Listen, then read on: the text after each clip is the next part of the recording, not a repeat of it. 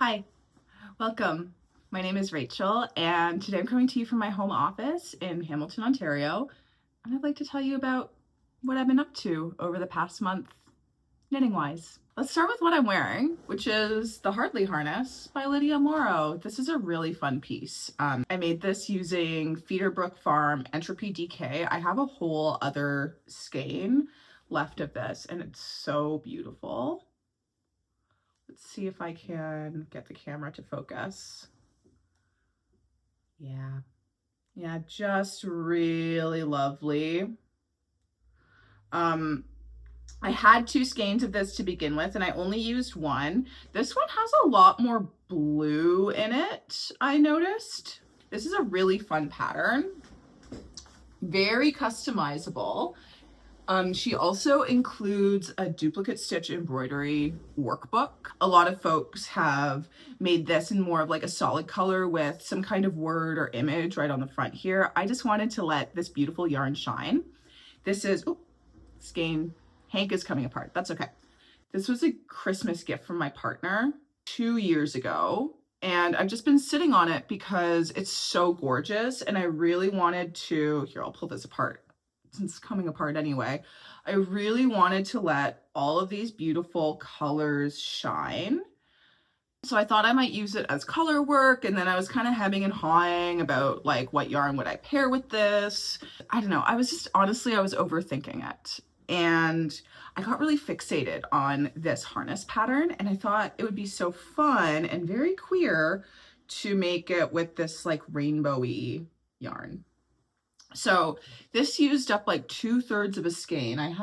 Do I have it lying around? No, I moved it. But I have a little bit left. I think I have about 30 grams left of the skein I used for this. And then I have this whole other skein left over. So I don't know what I'm going to make with the second one. It might just be some leg warmers or something really simple. I had a lot of fun knitting with this yarn, and I think I kind of want to just enjoy the yarn. I might make a pair of fingerless mitts. I think those would go really well with my other winter accessories. I really love this. I think I would make another one. I will admit that this is a little bit out of my normal comfort zone for clothing. It's definitely a statement piece, but I do think it really looks nice with this, but something fell, with this button-up shirt. I think that's a fun look here. I'm not sure about these pants, but this is just what I had kicking around that was comfy. I don't think I'm going to wear this for the rest of the day. I'm going into the studio to teach later, so I'm going to wear some more Pilates appropriate clothing than a knit harness, but I get to have fun wearing it today. This was my first time knitting a pattern by Lydia Morrow, and like I will say, her patterns are on the higher price side, but it's worth it. She gives you so many options to customize your size, to customize the garment itself. And I can only imagine that with patterns where like sizing matters even more, like, you know, a top or a sweater, that is even more in depth. This was a part of a little resolution I've had, which is to start having more fun with my wardrobe again. I feel like for a lot of reasons, lockdown being one of them, just like getting older and not really going out as much anymore being another, I don't dress up as much as I used to. My job is also very casual, which like for the most part, I love that about it. I don't have to wear office clothing. The only requirement for clothing I wear to work is that if I'm having a day where I'm like teaching movement, I should probably wear something that's like comfortable and appropriate for that. But otherwise I can pretty much wear whatever I want. And that tends to lean more casual. So I would really love to serve more looks in 2026. And I do feel as though this little number is a part of it. I'm going to play around with this, figure out how to style it. It's really fun. I'm actually a little surprised at how warm I am in what I'm wearing right now, because this is just a linen shirt. These are like loose cotton pants, and I'm just wearing regular socks, and I don't keep my house very warm. I also made it pretty fast. I didn't actually count the days, but I think I made it in like a week. There's not much to it. It goes pretty quickly. Let's talk about some more finished objects. Ah, shit, I forgot one of them. I have to run upstairs and get it. Okay. Since I'm holding this in my hands, I'm going to talk about this one first. This is a Simple Thing scarf by, oh gosh, what's her name? I'll put the info down here or whatever. I made this out of a discontinued yarn that I got in a Buy Nothing pickup ages ago. I've talked about it a couple times in my videos, so I won't go too far into it. But it's a 65% wool, 35% nettle yarn. And I think it's really beautiful.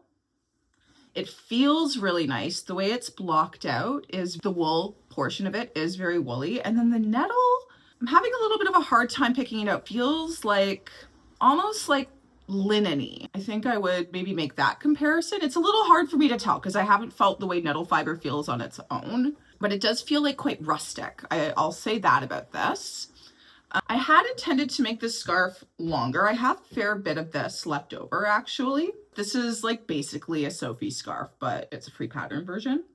It's the kind of thing where you weigh your yarn, you use just under 50% of it for the first half of the scarf, and then you decrease and you use the second 50% of it for that. And I thought I had separated into two different piles, but clearly something got mixed up because once I got to my decrease section, I was like, oh, I have way more than half of this left. Like way, way more, even accounting for like a little bit of a buffer. But I'm not mad about it. I think I'm going to use this as color work held double. Let's see if I can pick out a couple strands. Yeah, this is a sport weight.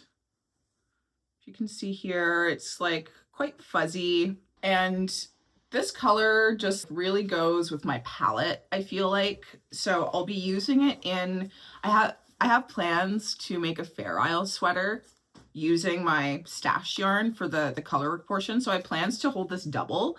I have, I think, another about 50 grams of this.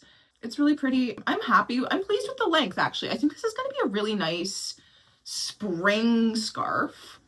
It's not overly long, but I can wrap it around a couple of times. I think this would keep me nice and warm with a denim jacket or something. You know, when it's cool in the morning when you leave for work or whatever, but then by mid-afternoon it's 10 degrees outside and you're sweating in your coat. I'm talking Celsius. I'm from Canada. So this is finished object. Ooh, and I almost forgot to say that I knit this as part of the Granola Girl knit along. Handmade by Gib on YouTube is doing that, and I don't identify as a girl, but I do identify as granola. Okay, next one. So my next finished object is something that has been worn like quite a lot. So they're not beautiful and clean, but I do think that goes to show just how practical of an item they are. So I made this pair of socks. These are DK weight socks, and I'm just going to show you one. And so this main color is, there's so much dog hair on these, just pretend it's not there. This main color is Gazelle Happy Feet. I don't remember the colorway name. I got it ages ago from a sale at my local yarn store. So it's a hand-painted variegated yarn that I held double.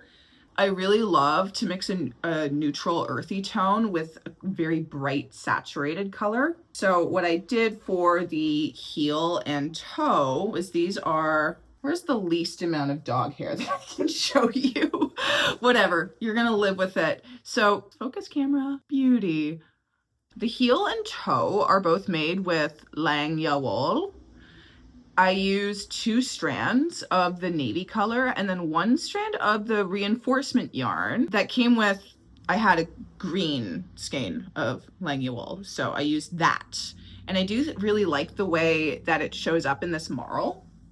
And then I didn't have quite enough reinforcement yarn for the second toe. I ran out. So I just, instead of 2 strands of navy and 1 strand of green reinforcement yarn, I did 1 strand of navy, 1 strand of green regular yarn, and then 1 strand of blue reinforcement yarn. So you can see that there's more green on this toe than this one. I don't think it's noticeable. I don't think anybody would notice but me. And I don't really care. I actually kind of like it. For me, it's like, oh yeah, this is handmade. Like I ran out of some of my materials near the very end and I had to make do. And like, that's very, I don't know, there's something appealing about that to me. And I've been wearing those a lot, as you might be able to tell by how much dog hair is on them. They've been really comfy, especially like we've had such a cold winter. Anybody who's in this general region of this continent, I think will stand just how cold it's been. And I've been wearing those socks a lot. What I've been doing a lot of is just wearing regular cotton socks and then putting those DK weight socks on top of that and then putting on boots. And I've been pretty like roasty toasty, honestly, all season. It's finally starting to warm up. I'm not wearing those as much because they are very warm, but I do really love DK weight socks, and you'll see some more of those in my next little section. Last thing, last finished item. It's not 100% finished. It's like 99% finished. And I just need to do a little mattress stitch, which I'm slightly putting off because I need to be in a very specific frame of mind to do a good job on mattress stitch. I often do a sloppy job, but I'd like for this to be good because it's going to be right next to my face. I made a little Edie bonnet, which in my last video I put on backwards, and it definitely needs to be blocked because this looks crazy right now. But once I block this out, it's going to be, I think the shape is going to be much better. But this is my little Edie bonnet, and then these are the straps that you mattress stitch on. I don't know that this is really giving what I want it to give right now in this state because it's so scrunched. But I do think this is a trust the process moment. I do think it's going to be really cute once I block it out. So let's just pretend that this is serving a look right now. I think once it's blocked, it's gonna be beautiful. I just need to give the yarn a chance to relax. I did knit this up pretty tight, but I made this out of 2 strands of fingering weight yarn. One of the strands is Skein Study, which is my local yarn store, the owner's like indie dyeing brand. The color is Koi Pond, which is this beautiful, cool gray with flecks of, I wonder if you can see, with flecks of orange and blue. And then the other color I held it with was a naturally dyed skein that I got from a natural dyeing workshop I went to a few months ago. And that was a superwash yarn that was initially dyed with goldenrod, so it was this bright yellow. And then in the workshop, we over dyed it with indigo, so it turned this beautiful bright green color with some flecks of deeper greens and then some flecks of yellow where the over dyeing didn't quite take. It's really beautiful. I love it. I'm really excited to wear this hat or bonnet. I think when I block it out, it's gonna look a lot cuter than this. I forgot to say, I also held this with 1 strand of this sparkle thread called Make It Bloom Chen. And they're teeny tiny little daisy shapes. I don't know if you can actually even see the shapes, but hopefully you can see the sparkle a little bit. I'm trying to figure out my lighting situation in here because the comfiest place for me to put my phone camera is right here on my desk. But the window is right here. So in an ideal world, I would be sitting more over here, but it's comfier like this way. Oh, anyway, but beautiful yarn. One thing that makes me a little concerned about the sparkle thread in particular is that it was a little challenging, especially because I was using 3 strands of yarn total. It was a little challenging to maintain the tension of the sparkle thread. And there are some spots where it's a little, I wonder if you can see, trying to a little bit loose right here. And I think that once I block this, and I'm gonna block it quite aggressively and pin it, and hopefully everything will settle into place.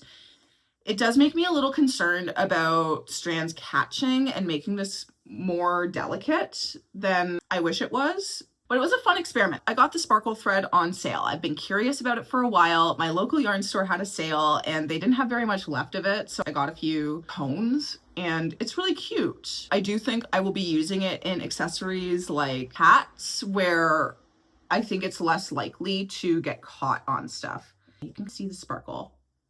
Maybe not. Cute. I'm gonna finish it. I'm gonna block it. By the time all that's done, it might not be seasonally appropriate anymore. But I do think this could actually be like a really cute, cool spring weather accessory, especially in this bright green color that I think looks really nice next to my hair. Sip of coffee. Let's talk about some stuff I've been working on. So this thing that's sitting right up top here, right in front of me, I'm going to talk about it first, has really been capturing all of my attention, imagination. Let's see, which way is the top? This one. So I've started on a Mystic Square top by James & Watts, and this is the first panel. It's all curled up right now because it's in stockinette. So let's see if I can show you like this. So Mystic Square, it's really fun. This is a modular top. You start by knitting this center panel and then you pick up stitches here and then you cast off. And then you start a new panel here. You do a little bit of neck shaping and then you cast off. And then you do some more along here and then you cast off. And then you do your last panel here. And then that is the front of a top. And it doesn't look like too much right now, but I think it's going to be really beautiful once it's done. I'm using all different skeins and colors of Patton's Croix FX. So it's a sock yarn. Here's one of them here. And it's a slow color change. Maybe you can see a little bit if I give it a little bit of a prolapse. This feels a little obscene, but what I'm doing here, but maybe you can see this is a slow color change. There's more blue here, and then it goes more into purple. So I did this first panel. I cast this on kind of impulsively. I did this first panel fast, like in a few days. This seems to be the case sometimes. I will cast something on really impulsively. I'll just get fixated on, I need to make this thing, and then it goes fast. And that's what happened here. So I'm using three different colors. What is this? 1, 2, 3, 4 different colors. I'm working on the second panel now. Here it is. One moment. So I've knit the center rectangle and did one rectangle along the side. And now I've joined the next rectangle. I forgot what number we're on. And I'm doing a slightly different color order on this one just because of the amounts of yarn that I have. And I didn't really mean to do this, but when I was knitting on this, my partner was looking at it and she was like, what is this color palette giving me? I don't really, like, it's giving me something and I don't know what. And then I realized, I was like, this is very like medieval court jester. I have this Tarot de Marseille and like, I feel like it's like that, right? Really not far from this color palette. So didn't intend to do that, but maybe you'll find me wearing this at the Renaissance Fair later this summer. I've actually never been to a Renaissance Fair before, but I really want to go. And there's one not too far in May or June. I'll probably go. If I can find a ride, I'm going to go. So this pattern, when you look at it on Ravelry, it's recommended for a worsted weight gauge. I think James uses some Noro yarn. I forget which one. And when I looked at what that yarn, like there's a specific term for this, I think, but I don't know what it is. But the ratio of the yardage to its weight was not terribly far off from Patton's Croix. So it does make quite a, I think you can see some of the light coming through it. Yeah, like, I don't know. Maybe if I put this light right on me, ooh, horrible. Maybe you can see like some of the light comes through. I think it'll be totally fine to wear as a top, but I don't think it's going to be see-through or anything, even if I do give it quite an aggressive block. I'm having a lot of fun with the Patton's Croix yarn. It's very easy for me to come by. They sell it at both Michael's and also Len's Mill, which is like a discount craft store, factory, warehouse, outlet place, not too far from me. They have a few locations in this region of Ontario and they rock. It is mostly acrylic yarns and like not that many natural fibers, but it is very inexpensive and it's really fun to shop for fabric there. Hot tip. So I can get Patton's Croix really, really easily, especially at Len's Mill. They have a huge section of it with a lot of color choices. They seem to always have a fair amount of it in stock. I think it's popular and they order it pretty often.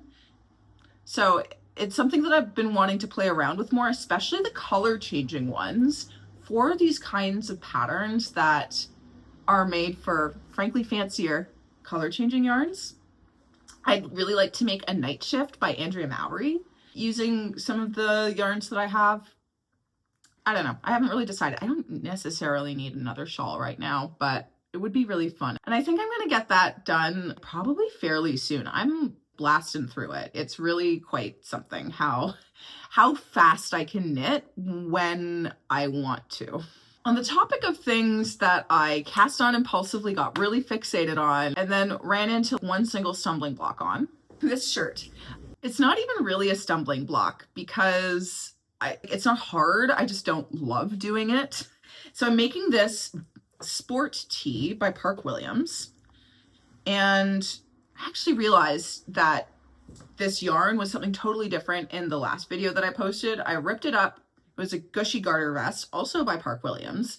And I just didn't love the way that it was turning out. And I don't want to spend hours of my life making something only to feel meh about it. I want to be excited about it. So I ripped that out and cast this on instead, which is the Sport Tee. It has a ton of binder clips on it right now. They're holding down the folded hem, and that's my stumbling block, is I just don't love sewing in the folded hem. I do think it gives a really polished finish, which is why I will do it. Just haven't found it in me just yet. But once that's done, I really don't have very much more to do on it.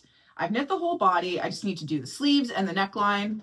And I think this is going to be a fun shirt. I don't think this is going to be a summertime shirt. The cotton is quite heavy. So I'm making this out of Lion Brand 24/7 cotton.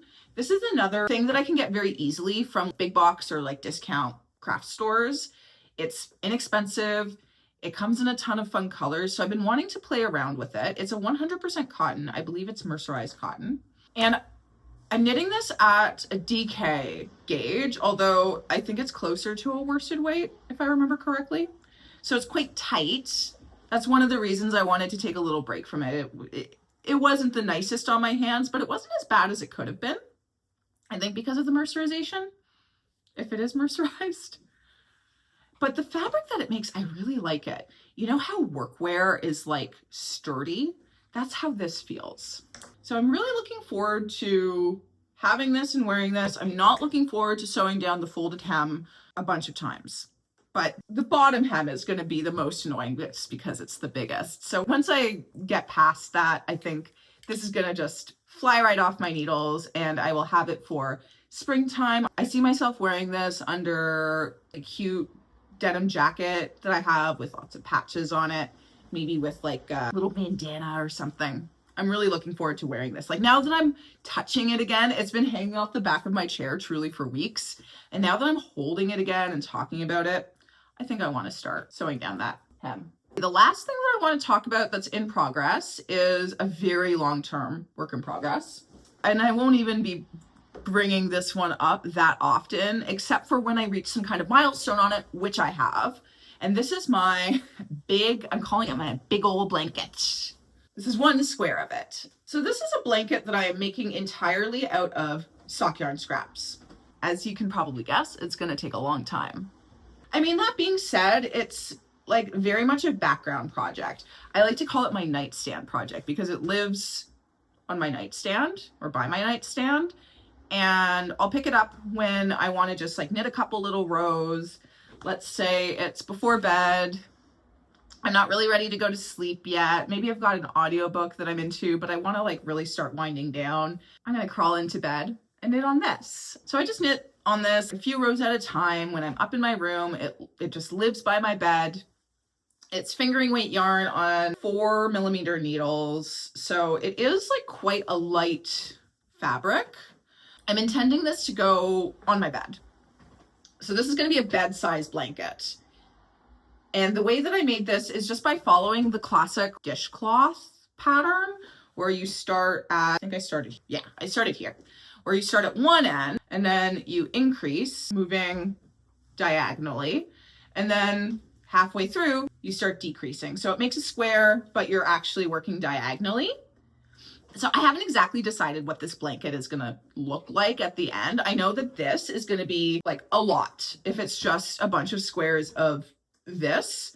So I might do something where I pick up stitches along the edge in just some kind of solid color that goes with this very bright palette. I haven't decided yet, but we've reached milestone 1, which is one singular square finish. And it's a big square. So that's fun. That's exciting. I have so many freaking ends to weave in. Oh well. Someday I'll have a big, very colorful blanket on my bed. So today is March 1st, which means February is over. I'm gonna give you a little stash busting update. So in February, I finished 3 things, which doesn't like that much, but I'm gonna trust the process on this one. I finished my little Edie bonnet, and that took, well, it took less than 200 grams of yarn. but I took 200 grams of yarn out of inventory because the remainder is going to go into my big scrap blanket. I basically decided that yarns for that blanket don't count towards my inventory. It's just way too long term of a work in progress. Like it's going to potentially take me years to finish. So what I'm doing is if I make a project and then I decide, okay, the rest of the yarn left over, that's all just going into my scrap blanket, then it gets taken out of inventory. Then additionally, like I'm always swapping yarns in and out of the little basket for that blanket. So if there is stuff from my inventory that ends up in the blanket, I'm going to do a little audit every once in a while and just make an adjustment. Either way, I took 200 grams out of inventory for that. That was very satisfying. Then I also finished my simple thing, which took 158 grams of yarn. I still have some left. I have enough left to do some color work. Then the last thing was my hardly harness, which only used 67 grams of yarn. Just like, there's not very much to this thing. So that's fun. You could make it with less than one skein of yarn. So my total used was 358 grams.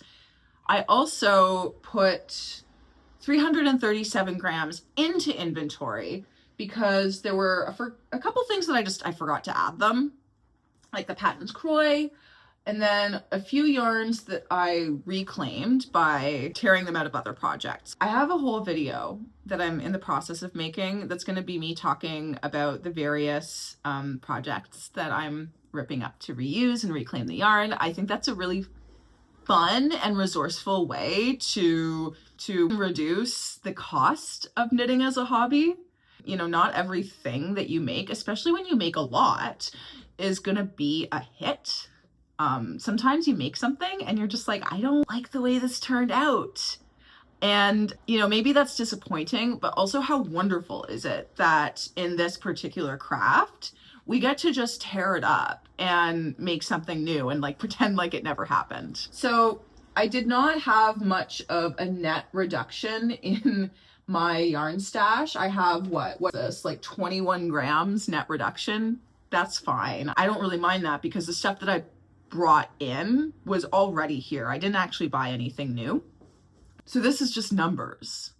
The reality is that I am using things that I have, which is the intention of stash busting. So my closing inventory for February is 9,388 grams of yarn. So about 94 actually, let's say, skeins. Still, you know, we're plugging away. What did I start with? What was my starting at the beginning of the year? It was 10,298. So we have had a pretty good net reduction already. We're going to see some more of a net reduction once I finish off a couple of projects that have just been like lingering in the background. I'm also going to see more yarn brought in because there's a few projects that were whips at the end of 2025 that I didn't even include in like this inventory number. So like once I finish, for example, I have a sweater that I'm making. None of that yarn is in here. So once I finish that, I'm going to put the leftover yarn into my inventory. And there's going to be a decent amount of leftover yarn. Just it's a stripy thing. So anyway, we're chugging along. We're using what we have. This month in March, I had challenged myself to not buy any yarn for the first 3 months of the year. And like, I haven't felt particularly compelled to either. There have been a couple of sales at my local yarn store, especially earlier in the year when it was really snowy. Like they had a couple snow days, so they put a sale on their online shop. And like, I did feel very compelled to get something, but I didn't. I held strong to my goals. This next section is a little bit of a, I talk about what I want section. Sometimes I don't do it at all. Sometimes I talk about books I'm reading. Sometimes I talk about what I'm watching. Today I want to talk about a couple things I made that aren't knit items. I think it's fun to have lots of different creative pursuits and endeavors that use like different parts of my brain. The first one I didn't actually bring up here just because, I don't know, I didn't feel like it and I'm not going to go and get it again. Last week I popped into a thrift store near me and like the craft section at the thrift store hates to see me coming. It's one of my favorite parts. And at the craft section at the thrift store, I found a container, a box of plastic lace, like boondoggle, which might be a region-specific term. There are other words that I've heard used for this, one of which is a word that even in the 90s, adults were telling me not to use it. But when I watched YouTube videos, it was like people were using it very confidently. It starts with a G. We called it boondoggle when I was a kid. I don't know. Anyway, plastic lace, you know, those things that you like made at summer camp. It popped into my head a little while ago that it would be kind of fun to do that. And then I found some at the thrift store and it was like $3. So I bought it. And then I made just a little zipper pull for my backpack. The actual zipper pull broke off ages ago. So I just, I'll put a picture of it like over here. It's just like I made it like that big. It's really small, but it did solve a problem that I had, which was that one of the zippers on my backpack didn't have a tab. And I really want to make more now. It's the plastic lace that I got is transparent, which did make it like a tiny bit harder, but it's just weaving. Like it's just a weaving stitch. It's a little bit fiddly at first to get all of the strands in the right place, but then once you've got like a little bit of it going, it becomes easier. So that's been really fun. I'm gonna make some more of those. My friends will be getting boondoggle keychains. The other thing that I've been really into, and this is more of an ongoing thing, is I've really picked up collage this year. I've always done collage, but I've gotten more into it, and I decided one of my resolutions was to fill up a collage sketchbook. So this is just like a painting pad. I think I did rip out a couple pages from this to paint on or do something with, but most of the pages are here. And it's like a sketchbook. I like thinking of it as like a collage sketchbook. Like I don't have to make like a beautiful finished piece or anything, but I'm just playing around. This is another one.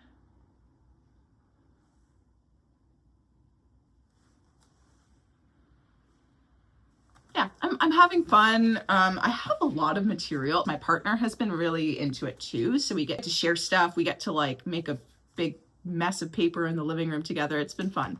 So I'll probably show you more of this as it progresses. I'd really like to decorate this front cover with something too. I haven't decided yet how that's going to happen. We'll wait until inspiration strikes for that, but it is a little bit boring, I think.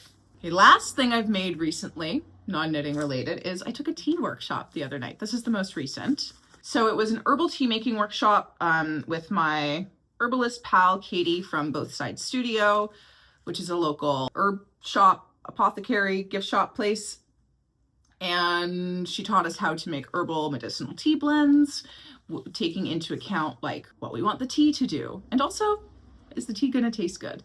So I made this tea, which is lemon balm, lemon verbena, tulsi, nettle, orange peel, rose, lemongrass, and chamomile. And it's like very lemony, as you might be able to guess. But it's also got like a brightness from the orange and like a little bit of sweetness from the chamomile. And like, I think chamomile has a bit of an appley taste too. It's really lovely. The intention of this blend was for it to be like energizing, but chill. So let's say it's like, I don't know, 2, 3 p.m. I've had my coffee allotment for the day, but I need a little bit of extra energy. I don't know, maybe I have a meeting that I need to be on for, or like some work that takes my whole brain. That's the intention for this. And like, it is really nice. I had some the other day. I actually made this like 2 days ago, and I had some yesterday, and it did the trick. Tasted really good too. So I'm really happy with that. I will definitely be making more tea blends in this way. I do dabble in some light like herbal remedy making, and I really like to focus on growing my herb garden this year. I love gardening, just the way that my property is situated. It's not awesome for growing vegetables, but it does work well for growing like edible herbs and flowers. So I've been focusing more on that than trying to make a vegetable garden, which I would love to have a vegetable garden. It's just, again, the way that my yard and garden are set up, it's awkward. That's it. So the last section, the last thing I'd like to talk about is a little section that I'm usually not that interested in including in these videos, which is a little acquisitions section, things that I've gotten recently that are knitting related. I don't know, like no judgment to the people who share these things. I watch them, but I do have, I don't know, some apprehension around like social media hauls and the way that they influence our buying habits. And I'm also just not buying any yarn until like at least the end of this month.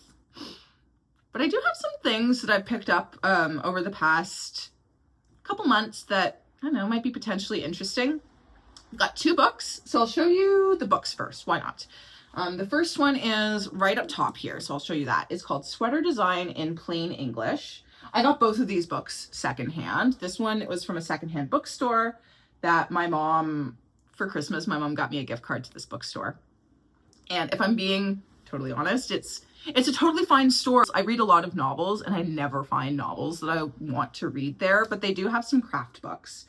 So, there's a hair. So I picked up this book called Sweater Design in Plain English by Maggie Rigetti. And I haven't really read much of this yet. It's like thick. I did flip through the first few sections. It's very chatty, which I kind of like that. And the first chapter, when I picked this up, I was like, okay, I need to get this book because the first chapter is called Overcoming Your Fear of Failure. That's how the sweater design book starts. And Maggie gets really real. There's another page in here. I just wanted to read this to you because this was also kind of what convinced me to pick this book up, which is she has a chapter about understanding body shapes, which is obviously a very important thing when you're designing a sweater, is like understanding how bodies are shaped, how they move, where tension is created in a garment, where friction is created in a garment. Anyway, we know this. There's a little paragraph in here called How to Handle the Demands of Specifically Shaped Bodies. And so that's the heading. And then the text is, I absolutely refuse to call them flaws. I'll admit that there are special situations with some human bodies that require extra thought and care to allow clothing to fit properly, but I cannot say they are defects. I'm talking about things like big and beautiful people, of which I am one, amply endowed women, dowagers' humps and barrel tummies. These shapes are not usually glossed over by the wonderful forgivingness of knitted fabric. And then she goes on to describe some techniques. I just think that that's a really wonderful way to describe specifically shaped bodies. Very positive to me. I love it. And there's notes about getting the right gauge, different shapes of sweaters. It looks like a really useful book. I don't know if I will ever design sweaters in a major way, but as I now understand more of knitting construction, garment construction, I do think that this will be really interesting to go through, maybe learn a little bit more about how I can alter patterns. So I think I'm gonna have fun with this once it feels right. The other book that I picked up at the thrift store, so it's like a little bit more beat up, is called Charts for Color Knitting. I've already bookmarked a few that I want to swatch, and it's really wonderful. Charts for Color Knitting by Alice Starmore. Seems to be a UK book from, I don't know, I'm guessing the 1980s. Let's see, I didn't actually look. 1992. So it's just a book full of color charts. Like, some of them are quite intricate. Just sort of opening up pages at random here. Like, there's some full page ones. I don't think I'll be doing those, but some of them are simpler. I've bookmarked a few that I want to swatch and just give them a try, see what happens.